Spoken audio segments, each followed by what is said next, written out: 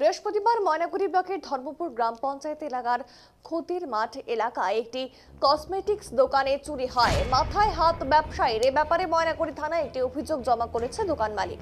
দোকানের মালিকের বাড়ি 1 নং গৌরগ্রাম বাকালির বাসিন্দা। সে গতকাল গভীর রাতে তার দোকানের কাঠের পাটাতন খুলে দোকানের সব জিনিসপত্র নিয়ে চম্পট দেয় দুষ্কৃতীরা। আর এদিন সকালে দোকানের মালিক অমৃত মণ্ডল দোকান খুলতে গেলে দোকান খুলতেই মালিকের চক্ষু চড়ক গাছ। দোকানের মালপত্র ছিটানো এবং বেশিরভাগ দামি মালপত্র নিয়ে চম্পট দেয় দুষ্কৃতীরা। ময়নাগুড়ি থানায় অভিযোগ দায়ের করার পর ময়নাগুড়ি থানার পুলিশ ঘটনার তদন্ত শুরু করেছে।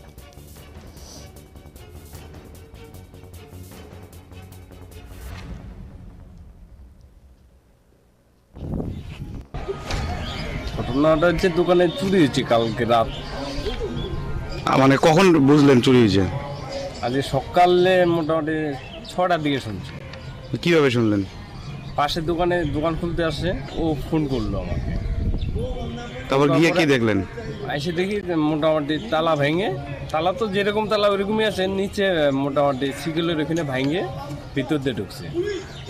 কি কি নিছে? কিসের দোকান ছিল আপনার? স্টেশনারি দোকান ছিল। কি কি নিছে? অনেক কিছু নিচে, মানে স্টেশনারি অনেক নাম আছে, অত তো বলা যাবে না। আর আপনার কোথায় একটা ঘর ছিল বললেন? টাকা জমানোর একটা ঘর ছিল বললেন? হ্যাঁ, ওটা ক্যাশের পাশেই ছিল। কি ছিল? মাটির যে ঘরগুলো পাওয়া যায় ওইরকম। ওখানে কত টাকা ছিল? ওইখানে মোটামুটি 7-8 হাজার টাকা কনফার্ম হবে।